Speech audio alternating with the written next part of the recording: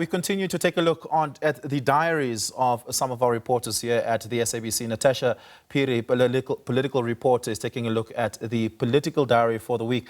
Natasha, I would imagine that the ANC Lekgotla, where you are right now, would be top of diary.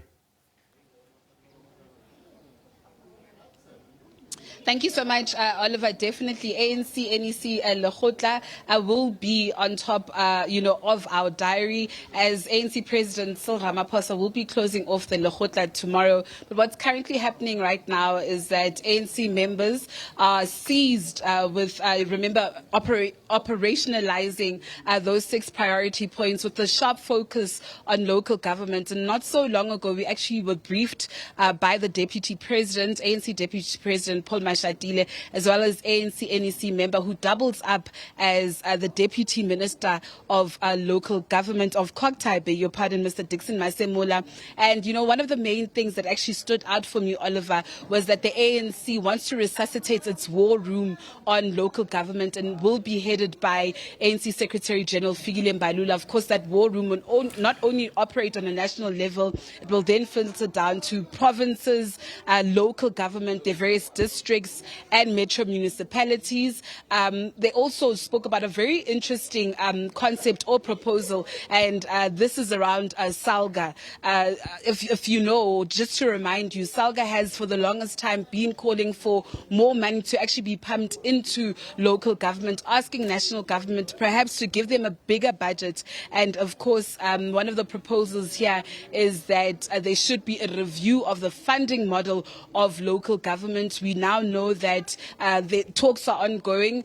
There will be a task team, and that task team will comprise of people or officials from Kokta, the Ministry of Kokta, and of course that headed by Enoch Godongwane as well. So that'll be interesting to actually see what goes forward. I did ask them about one of the proposals of, smaller parties. If you want to go into a coalition government, perhaps there should be a threshold, a certain percentage. And the Deputy President had said that not at all. There will be no percentage. Whichever party wants to work with the ANC within local government should work with local government, Oliver. But other, stories that we actually have on our diary is the Cabinet Lekgotla that will be taking place on Wednesday. You would know that ordinarily, when the ANC actually enjoyed majority support, they would start off with the ANC, NEC, Lekgotla, the policies and the priorities and the outcomes coming out of there will then inform the Cabinet Lekgotla. But it is not so this time around, Oliver, as you know that the ANC is in a government of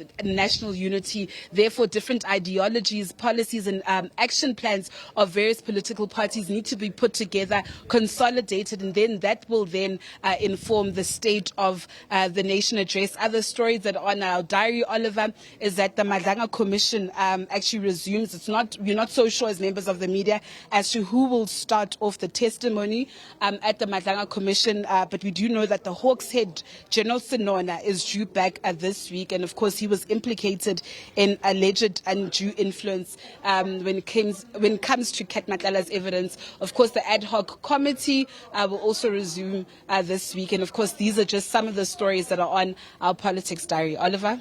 Yeah, thank you so much for that. Quite succinct, Natasha Phiri. Really do appreciate it. Natasha's coming to us live there from the ANC Lekgotla taking place in Boksburg on the east of Johannesburg. A number of issues she mentioned there that she'll be looking at, who is the ANC Lekgotla, the government Lekgotla that's taking place, as well as the Madlanga Commission. We spoke earlier on, of course, to the spokesperson, Jeremy Michaels, of the Madlanga Commission, who give us a sense of what's to come for phase 2 of the commission. And of course, we know that General Sinona, as Natasha mentions, that's coming back. But Natasha, the ad hoc committee has also been quite busy at work over the last week. They too have had a number of witnesses appear before them, Julius Mkwanazi being one of those witnesses. Do you have a sense of what the ad hoc committee will be digging into this week?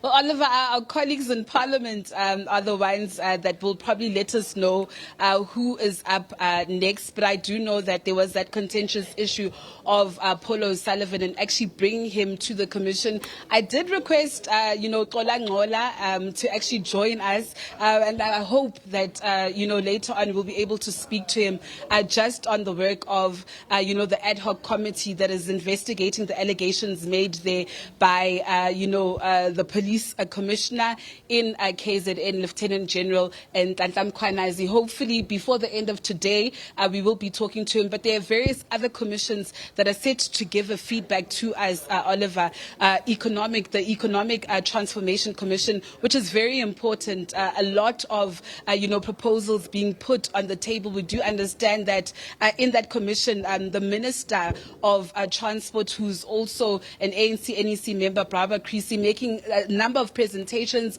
pertaining to, PRASA, pertaining to Transnet, really saying that, those institutions have managed, to actually yield or actually result in, green shoots. We've seen good things come out of there, and we expect those in charge of that subcommittee to actually brief us as members of the media. But according to our sources, I also do know that she presented a proposal that had said that perhaps it is time that the country look at, scrapping drinking and driving, that if you are found even with 1%, a percentage of alcohol in your system, you are to be arrested. So these are just some of the things that we will be fielding to officials of these subcommittees. There are also other subcommittees on international relations, and in that it would be interesting to actually find out, Oliver, what actually happens in regards to the floods in Mozambique. We know that one of our MMCs in Ekurhuleni is still missing